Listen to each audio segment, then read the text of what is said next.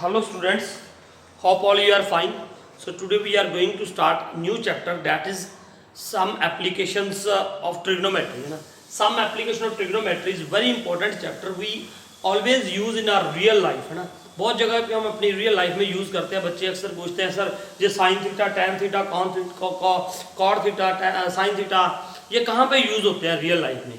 अरे भैया ये सब जगह पे यूज़ होते हैं. अब जो हम प्रॉब्लम्स करेंगे एप्लीकेशंस ऑफ ट्रिग्नोमेट्री तो इन सब में ये यूज़ होगा. है ना, sine theta, cos theta, tan theta, cot theta ये सब यूज़ होंगे. हर एक ट्रिग्नोमेट्रिक रेशियो यूज़ होगी. है ना, आप देखोगे कैसे हम हाइट्स एंड डिस्टेंस निकालते हैं.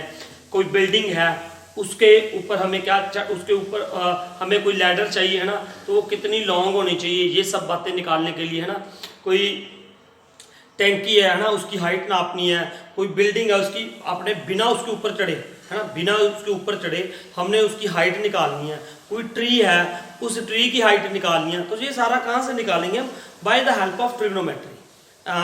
ठीक है, by the help of trigonometry. So some application of trigonometry से पहले आपको दो चीज़ें हैं जो हाइट एंड डिस्टेंस हमने जो निकालने हैं उससे पहले जो आपको समझना है डैट इज व्हाट. पहले सबसे पहले है line of sight. Line of sight, line of sight. Line of site क्या है? लाइन ऑफ साइट, अब देखो कोई भी ऑब्जेक्ट है ना, ये मेरी आइज है ना. हम देखो आइज का कॉन्टेक्ट क्या करते हैं हम, एक तो मैं ऐसे देख रहा हूँ सीधा, एक मैंने आइज ऊपर कर लिया, ऐसे ऊपर देखने लगा.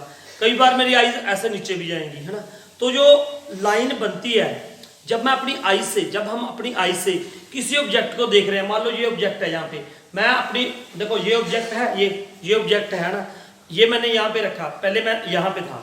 अब ये जब मैं यहाँ से लाइन ऑफ साइट है, ये किसको कहेंगे? जब ये लाइन बनेगी, जब मेरी आंखें, मैं अपनी आंखों से इसको देख रहा हूँ तो ये जो लाइन बन रही है ना, ये जो क्या बन रही है लाइन, इसे कहते हैं लाइन ऑफ साइट. जब लाइन ये ऑब्जेक्ट ऊपर चला गया, यहाँ पे चला गया, है ना, this object is here, this object is here.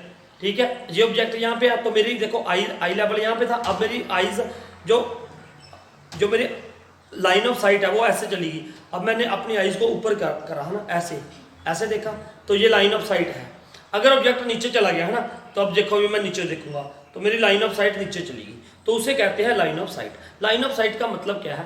देखो कोई भी ऑब्जेक्ट है ना, ये ऑब्जेक्ट पड़ा है, जो मेरी आइज से इसकी तरफ जो लाइन बनेगी वो होती है लाइन ऑफ साइट. मेरी आइज से इस ऑब्जेक्ट को, चाहे ये यहाँ पे पड़ा है, चाहे ये यहाँ पे पड़ा है, नीचे पड़ा है, नीचे है तो नीचे लाइन ऑफ साइट ये आ गई, है ना, और एक मैंने अगर ऊपर उठा दिया तो मेरी लाइन ऑफ साइट ऊपर चलेगी. इसे कहते हैं line of sight. Line of sight का मतलब क्या है? ये एक लाइन है from my eyes to the object which I am viewing, जो मैं ऑब्जेक्ट देख रहा हूँ. It is a line between the eyes of the observer. कोई भी जो भी ऑब्जर्वर देख रहा है, it is a line, it is a line. Line of sight है क्या? It is a line from our eyes to the object we are viewing. ठीक है, तो ये होती है लाइन ऑफ साइट. अब देखो लाइन ऑफ साइट आपको पता चल गया. उसके बाद आपने समझना है angle of depression. Angle of elevation बताता हूं पहले. Angle of elevation, angle of elevation क्या है? एंगल ऑफ एलिवेशन क्या है? देखो इधर यहाँ पे ऑब्जर्वर है, यहाँ पे क्या ऑब्जर्व कर रहा है कोई बंदा, है, ये कोई आदमी खड़ा है यहाँ पे ऑब्जर्व कर रहा है. और एक होती है हॉरिजॉन्टल लाइन. उससे पहले मैं आपको ये बता दूं, है ना, एक होती है horizontal. What is meaning of horizontal? मान लो ये है ना, जब मेरा आइज है, ये हॉरिजॉन्टल होगी, ये जो लाइन होगी ना, ये यहाँ पे ये हॉरिजॉन्टल लाइन होती है. इसे ये हॉरिजॉन्टल लाइन है यहाँ पे ऐसे, दिस इज हॉरिजॉन्टल लाइन. ये हॉरिजॉन्टल लाइन है ऐसे. ठीक है, ये क्या है? हॉरिजॉन्टल लाइन ऐसे, ये हॉरिजॉन्टल है. ठीक है, और उसके बाद हॉरिजॉन्टल आपको पता चल गया, हॉरिजॉन्टल तो यहीं पे रहेगी हमेशा, है ना. उसके बाद एंगल ऑफ एलिवेशन क्या है? What is the meaning of angle of elevation? पहले मैं आपको ऐसे बताता हूँ, तो ये अगर आपको angle of elevation, angle of depression, line of site ना समझ आया तो आगे क्वेश्चन से नहीं आप अंडरस्टैंड कर सकते. ठीक है, अब देखो कोई क्या है, कोई ऑब्जेक्ट है, ऑब्जेक्ट कहाँ पे पड़ा है? ये मेरा आई लेवल है, आई लेवल से ऊपर पड़ा है ऑब्जेक्ट, है ना, ऊपर है इसके ऊपर. जैसे हम कोई फैन देख रहे होते हैं, है ना, छत पे फैन लगा है तो मैं कैसे देखूंगा? देखो ऐसे देखेंगे ऊपर, है ना, ऐसे. तो अब ये देखो ये क्या है, यहाँ पे ये हॉरिजॉन्टल लाइन है, ऐसी रहेगी ये हॉरिजॉन्टल लाइन. और उसके बाद लाइन ऑफ साइट, ये हॉरिजॉन्टल तो ऐसे ही रहेगी, है, horizontal will be here. Horizontal तो यहीं पे ऐसे देखो, और मैं फैन देख रहा हूँ ऊपर है, फैन ऊपर है ना, तो ये हॉरिजॉन्टल लेवल के ऊपर है। तो ऐसे यहाँ पे ये देखेंगे हम ऐसे ना, ये फैन है, ये क्या है, दिस इज व्हाट, ये क्या है, ये लाइन ऑफ साइट है, और ये क्या है, हॉरिजॉन्टल। तो ये मैं ऊपर देख रहा हूँ, ऑब्जेक्ट कहाँ पे पड़ा है, हॉरिजॉन्टल से ऊपर है, हॉरिजॉन्टल से ऊपर है ऑब्जेक्ट। तो मैं ऐसे देखूंगा, ऐसे देख रहा हूँ, तो ये जो एंगल इसके बीच में बना है, ये लाइन ऑफ साइट है, और ये क्या है, what is this, this is horizontal line. इसके बीच में जो एंगल बनेगा हेयर, यहाँ पे जो एंगल बनेगा वो क्या होगा, यहाँ पे जो एंगल बनेगा वो क्या एंगल होगा, एंगल ऑफ एलिवेशन होगा, that is angle of elevation. मैं आपको बताता हूँ, यहाँ पे ये ऑब्जर्वर था, ये हॉरिजॉन्टल लाइन है उसकी, ये यहाँ पे उसके आइज है ना, आइज है, और यहाँ पे फैन है, मान लो ये फैन देख रहा है वो, ठीक है, यहाँ पे कोई ऑब्जेक्ट पड़ा है और आई लेवल से ऊपर है, तो यहाँ से ऐसे जो लाइन ऑफ साइट, ये क्या है, लाइन ऑफ साइट, और ये क्या है, horizontal, this is what, horizontal ना। इसके बीच में जो एंगल बनेगा, that angle is angle of elevation, that angle is angle of elevation. मेरे ख्याल से आपको समझ आ गया होगा। अब again I want to give to definition. Angle of elevation क्या होता है, the when the object is lying, when object is lying above our horizontal line, when the object is lying above our eyes, then the angle between the line of sight and the horizontal, that angle is called angle of elevation। आप कैसे भी लिख सकते हो उसकी definition, सिर्फ आपको ये बात क्लियर करनी है वहां पे, angle between the line of sight and the horizontal and the angle and the object is lying above our eye level, ठीक है, ये होता है the angle between the line of sight and the horizontal when the object is lying above our eye level। तो ये आई level है, मान लो इससे ऊपर जब ऑब्जेक्ट होता है, ठीक है। उसके बाद होता है angle of depression, angle of depression.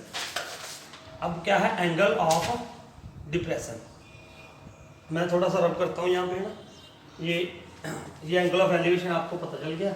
Angle of depression, angle of depression देखिए, angle of depression, angle of depression का मतलब है, बिल्कुल देखो पहले यहाँ पे देखो, यहाँ पे आई लेवल है हमारा, आई लेवल है ना, ये हॉरिजॉन्टल लाइन है, this is what, horizontal and now object is lying, मान लो ये क्या है हमारे, यहाँ पे मेरा क्या है, हॉरिजॉन्टल लेवल है ना, और ऑब्जेक्ट नीचे पड़ा है, ये ऑब्जेक्ट है ये। अब मेरा लाइन ऑफ साइट यहाँ पे आ गई ऐसे, ये देखो लाइन ऑफ साइट क्या आ गई, ऑब्जेक्ट कहाँ पे पड़ा है, ये हॉरिजॉन्टल लेवल है, ये दिस इज द हॉरिजॉन्टल है ना, और ऑब्जेक्ट कहाँ पे पड़ा है, नीचे। तो देखो एक तो हम आइज को ऊपर उठाते हैं, ऐसे देखते हैं, लाइन ऑफ साइट ऐसे गई। अब मैंने नीचे देखा तो लाइन ऑफ साइट नीचे चली गई, ये चली गई लाइन ऑफ साइट नीचे, ये लाइन ऑफ साइट है जो नीचे चली गई। तो अब इसके बीच में जो एंगल होगा, किसके, यहाँ पे हेयर, इसके बीच में जो एंगल बनेगा, देखो अब ये क्या था, व्हाट इज हेयर, ये क्या है, हॉरिजॉन्टल, ये क्या है, लाइन ऑफ साइट है। इसके बीच में जो एंगल बनेगा, इसके बीच में है ना।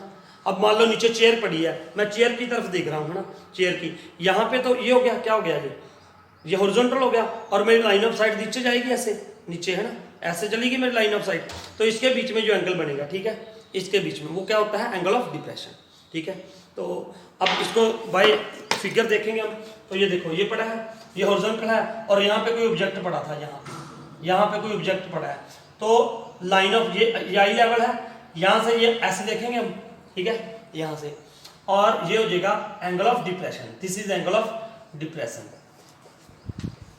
तो इसकी करेक्ट डेफिनेशन आप कैसे दोगे, आपने अपनी लैंग्वेज में लिखनी है, जैसे मैं बोल रहा हूँ। देखो मैं सिंपल बोलूंगा, the angle between the horizontal and the line of site when the object is lying below are I level, below are I level. तो ये आई लेवल है जब नीचे पड़ा होगा, जब मैं ऊपर से नीचे की तरफ देख रहा हूं तो एंगल ऑफ क्या बनेगा, डिप्रेशन बनेगा, ठीक है। अब मान लो मैं किसी बिल्डिंग पे खड़ा हूं है ना, नीचे को कार जा रही है, नीचे को क्या जा रही है, कार, तो मैं उस कार को देखूंगा तो कौन सा एंगल बनेगा, एंगल ऑफ डिप्रेशन बनेगा। और अगर ऊपर कोई एरोप्लेन उड़ रहा है, एरोप्लेन, अगर मैं एरोप्लेन को देख रहा हूं तो वहां पे एंगल कौन सा बनेगा, एंगल ऑफ एलिवेशन बनेगा, ठीक है। तो सिंपल सी बात है भैया, जब हम किसी चीज को ऊपर की तरफ देखते हैं, हमें अपनी आंखें ऐसे करनी पड़ती हैं, लाइन ऑफ साइट ऊपर जाएगी तो क्या होगा, एंगल ऑफ एलिवेशन बनता है। और जब नीचे की तरफ देखते हैं हम तो क्या बनता है, एंगल ऑफ डिप्रेशन बनता है।